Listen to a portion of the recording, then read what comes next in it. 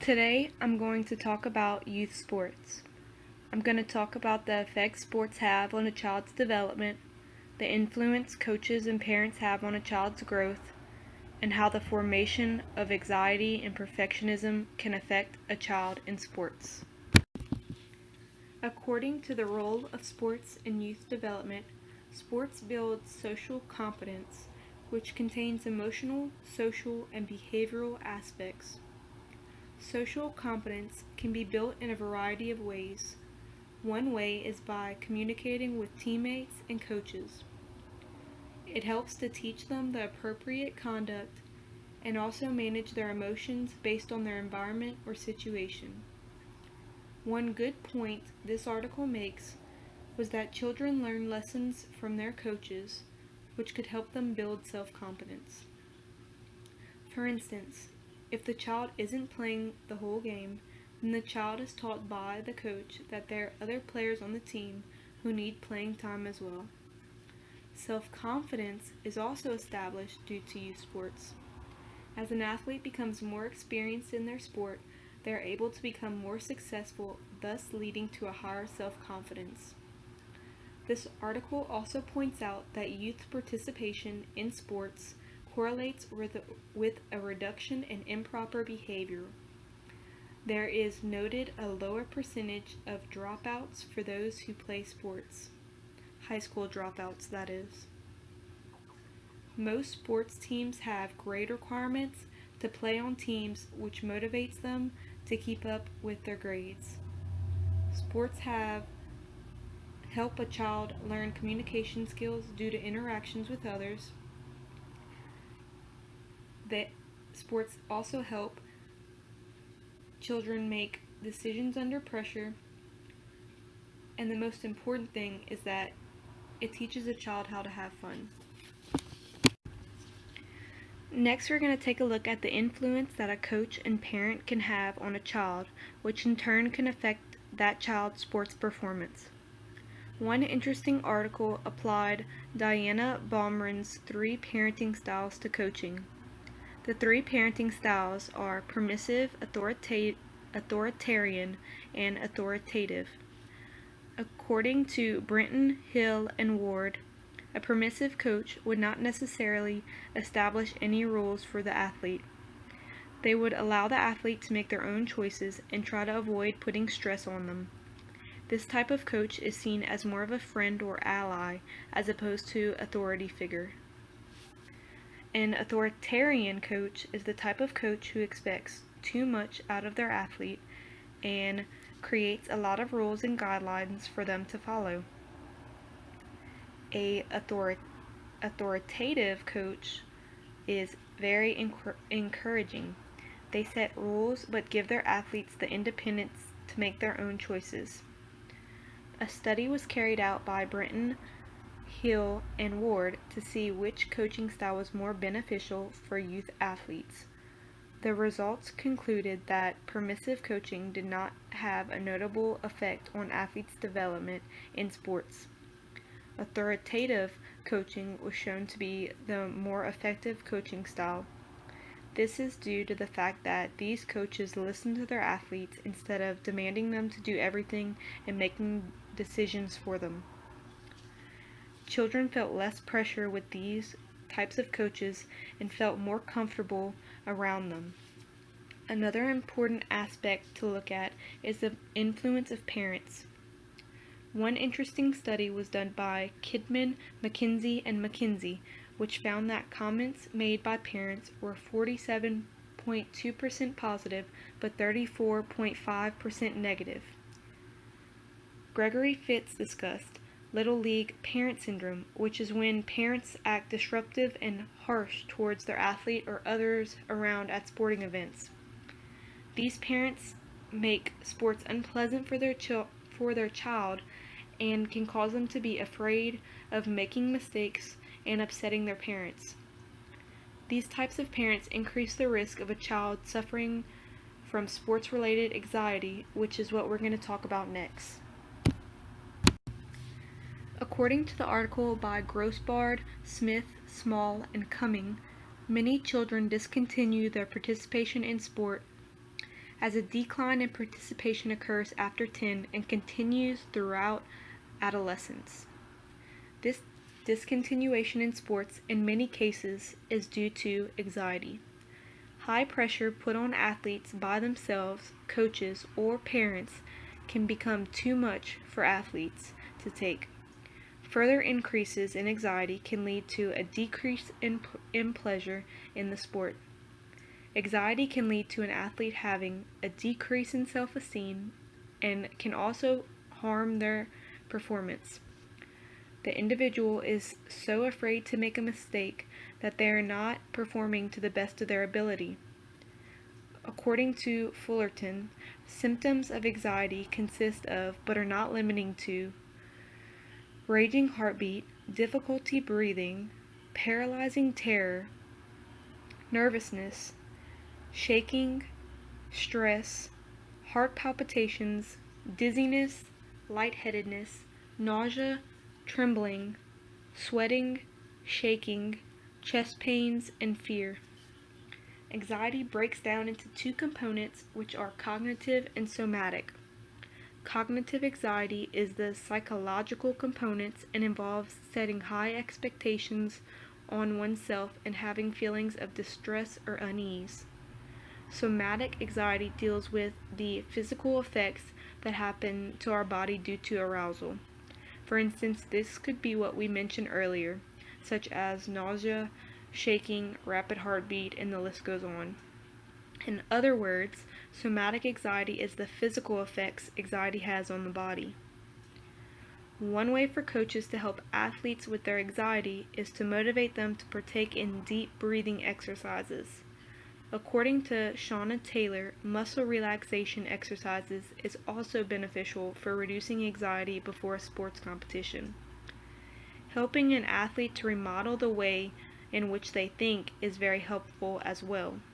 For instance, Taylor mentions viewing the physiological effects, such as increase in heart rate and butterflies, as something that prepares them for competition as opposed to something that's negative. This will help result in calming the athlete down. Next, we're going to touch on the topic of perfectionism. Perfectionism, just like anxiety, can hinder an athlete's performance. Coaches and parents give feedback and criticism on how an athlete plays, but not every athlete is going to process or interpret that criticism the same way. Some athletes might take that new information and use it to their advantage. For instance, taking that criticism and using it to better themselves for the next competition. Other athletes might take that criticism the wrong way, as if they're not a good athlete. This feedback or criticism can add a lot of pressure to an athlete, leading them to become consumed by the idea of perfectionism. Perfectionism can implant a fear of failure in athletes. According to perfectionism and perceptions of parenting styles in male youth soccer, there is healthy perfectionism and unhealthy perfectionism. Healthy perfectionism involves setting high expectations or goals for oneself, but not fearing the chance of failure. Unhealthy perfectionism focuses also on setting high goals for oneself, but they have a severe fear of failure. This article also found that authoritarian parenting styles influence their child to form unhealthy perfectionist habits. Authoritative parents influence their child to form healthy perfectionist tendencies. This shows how much parents influence their child's development. The pressure to be better athletes can make or break some children, resulting in them dropping out of the sport altogether. One interesting model I found while doing research was the 2x2 model of perfectionism. According to this model, there are two elements that form perfectionism, and they differ in the amount they contribute in each individual. The first is evaluative concerns, which focuses on fear of making mistakes as well as fear of negative critique. The second type is personal standards perfectionism, which focuses on the goals that an individual set for themselves, which are of high standard. These two elements of perfectionism are then used to make the four subtypes, which are then used in the study that I am now going to discuss. According to Mallinson, Hill, Hall, and Gottwals, the first subtype is non-perfectionism, which involves athletes who do not set high goals for themselves or feel pressured by their family or coach to be perfect. These individuals are said to have a low personal standards perfectionism and low evaluative concerns. The second subtype is known as pure personal standards perfectionism because this individual has high personal standards but low evaluative concern. The third subtype is pure evaluative because they are said to have a lot of pressure from those surrounding them to be perfect, but they themselves do not worry about being perfect. The fourth and final subtype is mixed perfectionism, which consists of high personal standards and high evaluative concerns. A study was done to see the effects each subtype has on a child in sports. Pure personal standards perfectionism was shown to have the most positive influence on an athlete. These athletes do not have a lot of stress or pressure forced on them. They set high goals for themselves and they are determined to reach them, but they have fun while doing so. They are not too harsh on themselves, and it is not the end of the world when they do not meet their goals. Pure evaluative concerns was reported to be less influential to the positive development of the athlete. When comparing non-perfectionism with pure personal standards was reported to have a higher influence on positive sports development. By creating high standards for themselves, athletes have something to aim for and become determined to do their best. If a child has no determination or no incentive to play to the best of their ability, then they will not want to try. In closing, today we talked about youth sports psychology. Sports offer a way for children to grow physically and mentally. A child learns sportsmanship, how to share, and how to make decisions through sports. There is also a chance in increasing one's self-confidence and improving one's mood.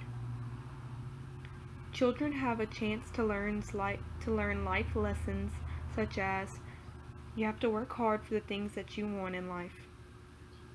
The experiences children have while in sports can be positively or negatively influenced by parents or coaches. Coaches who are authoritative are likely to influence the positive development of a child in sports. Permissive and authoritarian coaching styles did not help the development of the child and in many ways harmed their development. We also discussed Little League Parent Syndrome, which involved parents acting harsh or embarrassing at sports games or towards their child. If they are criticizing a child constantly on their performance, then it can result in a substantial amount of stress on that athlete. This stress can lead to the idea of perfectionism and also the formation of sports-related anxiety. Both of these can hinder an athlete's performance. The athlete becomes afraid to make mistakes and can forget the fact that it is just a game. We went into further detail about the types of anxiety and the types of perfectionism, but the result can come out to be the same. When there is an increase in both of these elements, children will forget that sports are supposed to be fun, and it becomes more of a stressor for them. They become worried about the pressure they put on themselves as well as the pressure their coaches and family could possibly be burdening themselves with. Parents and coaches should encourage athletes and work with them to decrease anxiety. They should give reasoning for their criticisms as opposed to constantly putting their child down.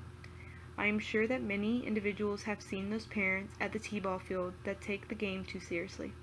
They are also the parents of the athletes in middle school who do not want their children to have a life outside of the sport because they want them to be good enough to get a scholarship when they get older. What these parents don't understand is that they are creating a negative experience for their child. The more positive their child's experience their child experience is in a particular sport, the more likely they are to form a passion in it, which will then result in them sticking with that sport. I hope this was helpful. Have a great day.